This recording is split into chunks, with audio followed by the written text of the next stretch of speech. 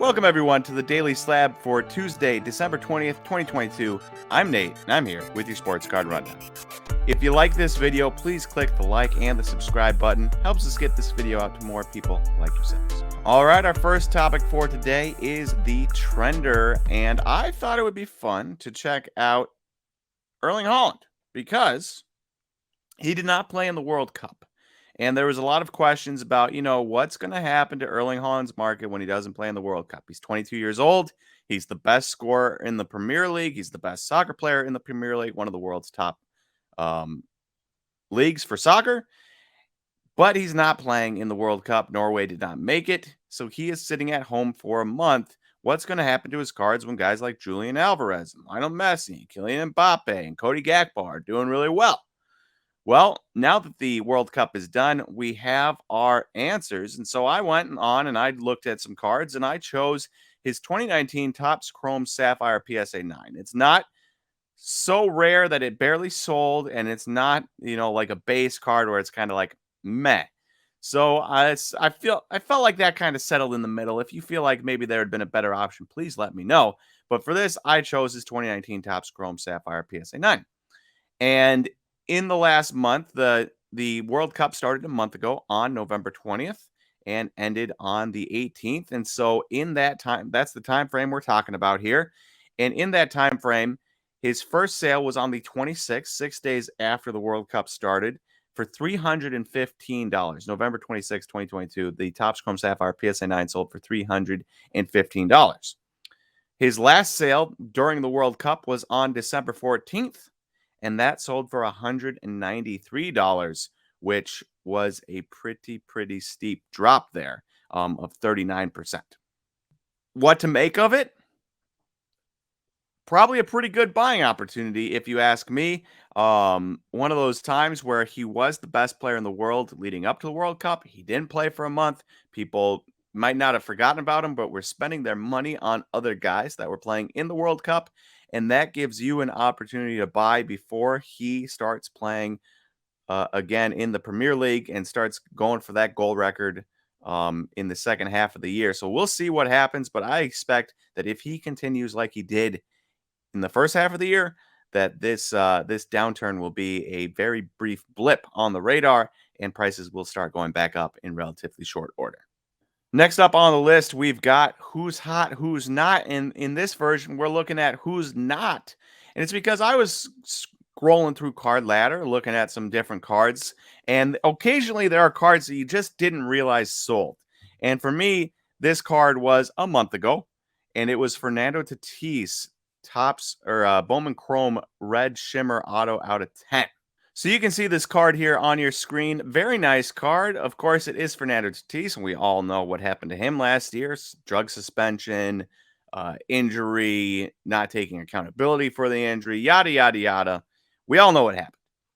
But what was shocking to me is that this card last sold on November 17th for $10,800. A lot of money. That's a lot of money, but it was still a shockingly low sale compared to what it had previously been. A high on the 19th of this past February for $57,000. From $57,000 to $10,000 in 10 months. That's crazy to me, suspension regardless. And so I wanted to know, looking at this, obviously I don't have $10,000 to spend on this card. If you're watching this, I don't know, maybe 5% of you do, maybe 1% of you does have the ability, maybe less than 1% has the ability to spend $10,000 on a card. Whatever the number might be, I want to know what your thoughts on Fernando Tatis, because we get to a point in a player's career where it's like, drug suspension, this and that, prices drop. Well, what point do you start buying back in and say, hey, when he's healthy, he's good? Because he is. When he's healthy, he is a very good player. Will he be playing shortstop? No. They just signed Xander Bogaerts, so he'll be playing somewhere else. But his bat was always the carrying tool anyways. And so if he is healthy and playing, drug suspension or not, steroids or not, I expect him to be one of the best players in the league yet again. And so I want to know what you guys think, because for me, it's like, all right, if they get cheap enough, I'd probably buy in, because playing and winning usually wins over people, and him playing and winning games with a very stacked Padres team should win over people. And so I expect him to put up great stats. I expect him to do well, and maybe a $10,000 purchase like this is a pretty good buy because 823, 25,000 in 2020, 219, 2022, 57,000. Like neither of those prices are probably legitimate comps anymore because of what the market has done since that point. But can it go up to 20,000? Can it go up to 15,000? I feel like there's potential there. So I want to know what you think and let me know what you plan on doing with a guy like a Fernando Tatis. All right, our last subject of the day is also our IG post of the day, and this one's pretty crazy to explain here.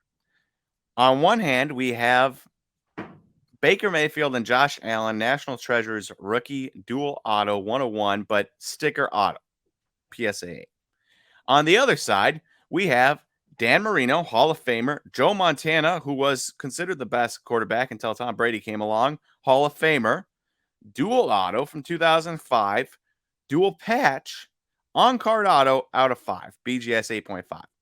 So when comparing these two cards, one has the better grade, one has patches in it, one has on card autos. The other one has the rarity being out of 1 instead of out of 5, and it has the quote unquote quote rookie because Josh Allen and Baker Mayfield were both rookies, but it also has the significantly worse QBs. Whether you like Josh Allen or not, you cannot compare him to Dan Marino and Joe Montana just yet.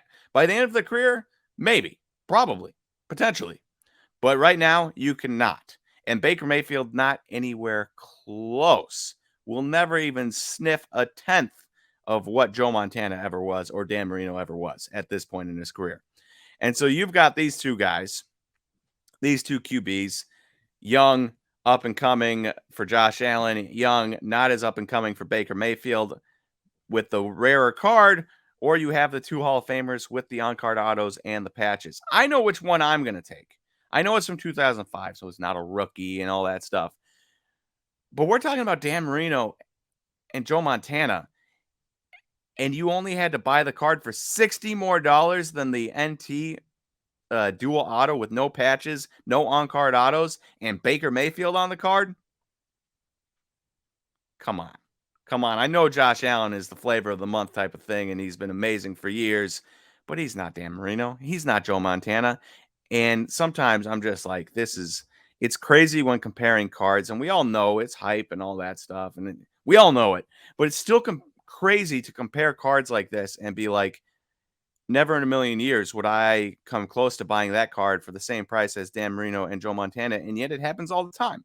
This isn't the only example of something like this. It happens all the time. And so I find it crazy, and I want to know what you guys think. Do you find something like this crazy? Would you take the Baker Mayfield and the Josh Allen? If so, can you explain why? Because I am curious to hear. Because for me, it's like, I don't think I could take a card with Baker Mayfield on it, 101 or not, for 60 less dollars than one I can get Dan Marino and Joe Montana on. But that's just me, and that's the beauty of cards. So let me know what you think. I would love to hear from you. All right, thank you everyone for watching today's Daily Slab, and I will talk to you on Wednesday for the next Daily Slab.